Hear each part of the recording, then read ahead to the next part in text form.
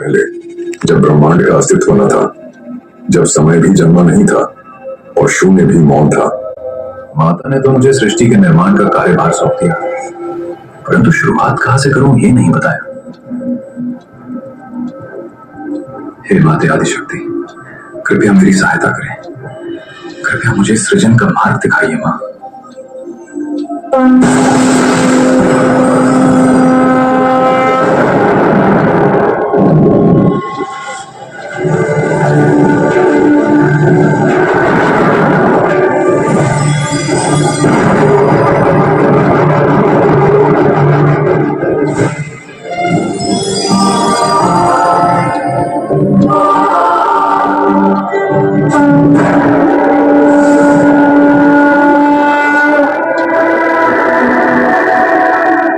ब्रह्मा, सदैव तुम्हारे मार्गदर्शन हेतु मैंने यह ज्ञानात्मक महाअवतार धारण किया है, जो कि निरंतर तुम्हें श्रेष्ठ मार्ग प्रशस्त करते हुए सृष्टि का उद्धार करेगी। तुम निर्माण करोगे और यह उसमें चेतना का संचार करेगी। यह केवल मात्र मेरा अवतार नहीं, अपितु मेरा ही ज्ञानात्मक विधा स्वरूप है। और अब से मेरी यह दिव्य ज्ञानात्मक शक्ति सरस्वती के नाम से जानी जाएगी।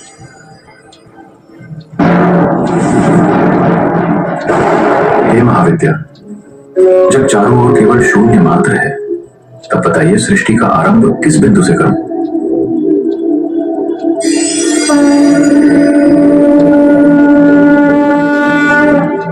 हे चतुर्मुख, जब तक सृष्टि को धारण करने वाला आधार स्थापित ना हो, तब तक निर्माण केवल विचार है, सत्य नहीं। आधार के बिना सृजन असंभव है। हे महाविद्या, मेरे हाथों में सृजन है, परंतु सृष्टि का मूल आधार स्थापित करने की सामर्थ्य मुझ में नहीं। अवश्य, इस कार्य की अधिकारी केवल मात्र मातेश्वरी आदि शक्ति ही है, और अब हमें बिना विलंब किए उनकी आराधना करनी होगी। तत्पश्चात सृष्टि आधार हेतु देवी सरस्वती एवं ब्रह्मदेव ने एक स्वर होकर आदि शक्ति की आराधना प्रारंभ की।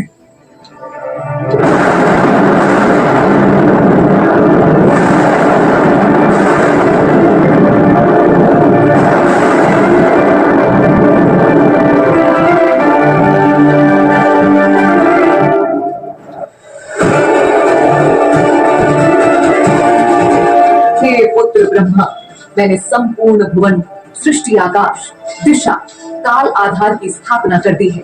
अब तुम अपने सृजन कार्य का शुभारंभ कर सकते हो। मेरा आशीर्वाद सदैव तुम्हारे साथ है। जिसके पश्चात ब्रह्मदेव ने सृष्टि का निर्माण आरंभ कर दिया।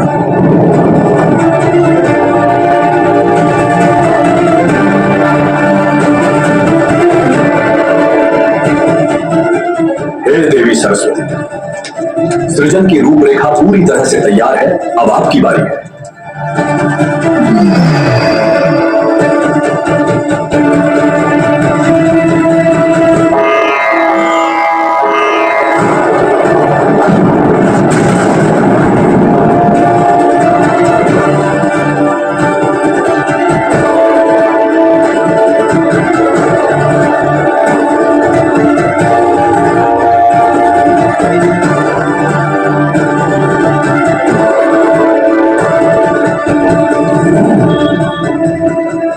देवी सरस्वती, ये रही मां आदिशक्ति द्वारा संकल्पित सृष्टि। और अब मैं आपको उस दिव्य लोक की ओर ले चलता हूं, जिसे सृष्टि निर्माण के साथ ही मैंने रचा है, जिसे आप सत्यलोक कह सकती हैं। इतना कहते ही ब्रह्मदेव देवी सरस्वती के संग सत्यलोक यानी कि ब्रह्मलोक की ओर चल पड़े।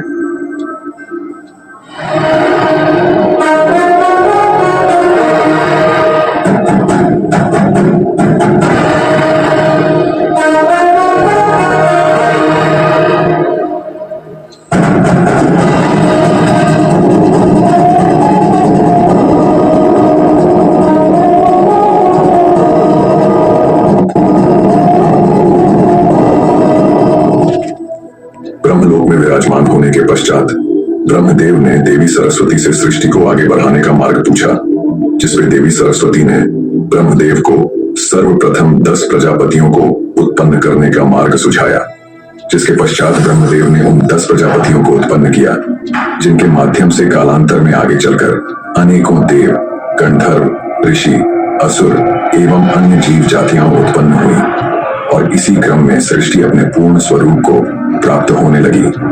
परंतु अभी भी सृष्टि में ज्ञान, वाणी एवं ध्वनि उत्पन्न करना शेष रह गया था, जिसके पश्चात देवी सरस्वती के प्रभाव से ब्रह्मदेव के हृदय में एक दिव्य ज्ञान प्रकट हुआ।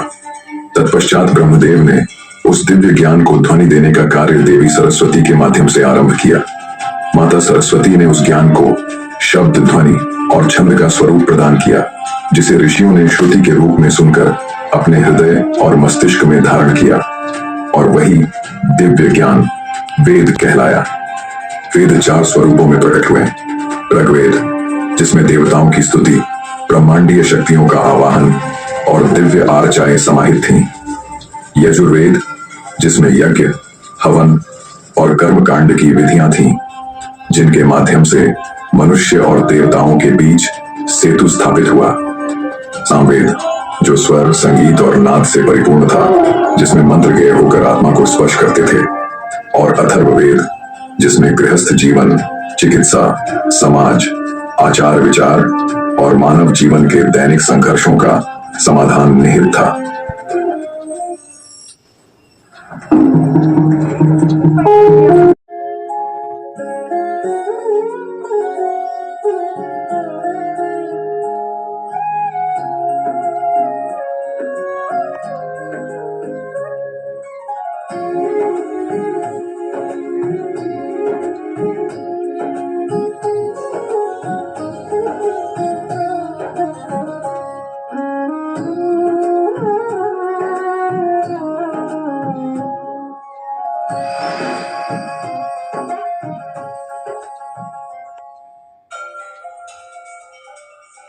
हे देवी सरस्वती, अरबों वर्ष पूर्व आपके दिव्य ज्ञान से ही सृष्टि की रचना संभव हो सकी थी।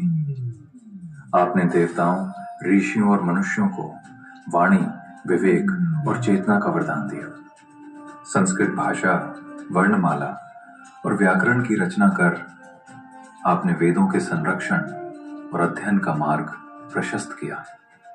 आपने ही संगीत, स्वर, ताल और वीणा का दिव्य ज्ञान प्रदान किया, जिससे सृष्टि में सौंदर्य, लय और संतुलन का संचार हुआ। ऋषियों को तप और साधना के पथ पर मार्गदर्शन देकर वेदों के ज्ञान को उनके हृदय तक पहुंचाया और धर्म, कर्म तथा मोक्ष के मार्ग को स्पष्ट और आलोकित किया। और आपके इन्हीं महान कार्यों के कारण मैं आपको एक दिव्य भेंट अर्पित करना चाहता हूं। कृपया करुणा सहित इस भेंट को स्वीकार करें।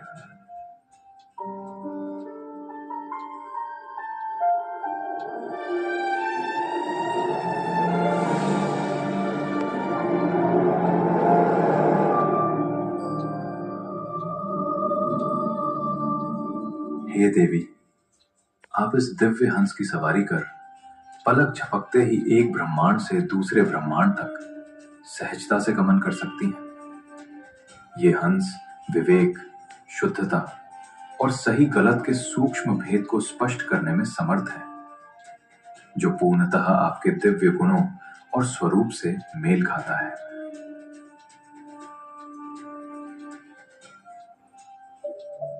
समय काल यूं ही प्रवाहित होता रहा।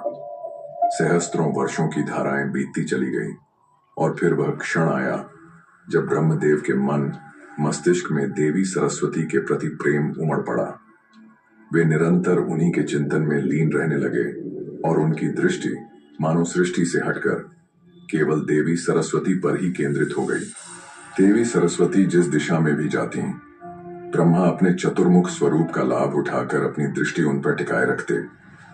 अपने सृजन कार्य से विमुख होकर वे प्रेम पूर्ण संवाद में लीन हो जाते। अंततः एक दिन इससे संतप्त होकर देवी सरस्वती ने चारों दिशाओं का त्याग किया और अपने लिए उनके ऊपर की दिशा में स्थान स्थापित कर लिया। जब देवी सरस्वती ने चारों दिशाओं से स्वयं को विरक्त कर लिया तो मेरे शब्द किस ओर जाएं? संवाद तो दूर, अब दृष्टि भी उन्हें खोजने में असमर्थ है। पर कोई बात नहीं, यदि चारों दिशाएं मौन हैं, तो अब मुझे पांचवी दिशा की ओर दृष्टि करना ही होगा।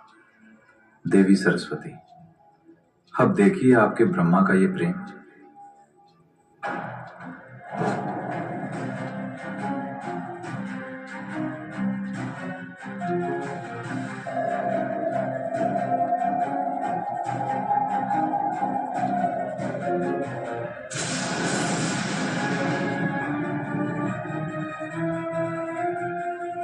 देवी सरस्वती, अब बहुत हो चुका। अरबों वर्षों से हम केवल सृष्टि पर सृष्टि का निर्माण करते आए हैं। अब वो क्षण आ पहुंचा है जब आप हमारे आलिंगन में समा जाएं, क्योंकि हम आपसे केवल प्रेम नहीं, अपितु अनंत, असीम और परम प्रेम करते हैं। हे चतुर्मुख, यह आप नहीं अपितु आपका अभिमान बोल रहा है, जो अब आपके भीतर इतना बढ़ चुका है कि वह एक पांचवें मुख का रूप धारण कर चुका है। बताइए, आपने स्वयं को क्या बना लिया है? यह आसुरी वृत्ति आप जैसे महान त्रिदेव को शोभा नहीं देती। प्रेम केवल आलिंगन में सिमट जाना नहीं होता। प्रेम तो वह तप है जब दो चेतनाएं एकाग्र होकर ध्यान पूर्वक सृष्टि के शुभ कार्य में संलग्न हो, और विशेषकर तब जब आपके कंधों पर स्वयं सृष्टि निर्माण का कार्यभार हो। अद्भुत थी आपकी संवाद प्रस्तुति देवी, परंतु आप ये भूल रही हैं हैं कि आपके समक्ष कोई साधारण देव नहीं, अपितु स्वयं ब्रह्मा खड़ा है, संपूर्ण सृष्टि का सृजनकर्ता और धारक। और मुझे न कहने का साहस इस समस्त ब्रह्मांड में वही कर सकता है जो या तो मूर्ख हो या फिर स्वयं को मुझसे भी ऊपर समझता हो। और देवी, इनमें से वैसे आप कौन हो? कृपया बताने का कष्ट करेंगी।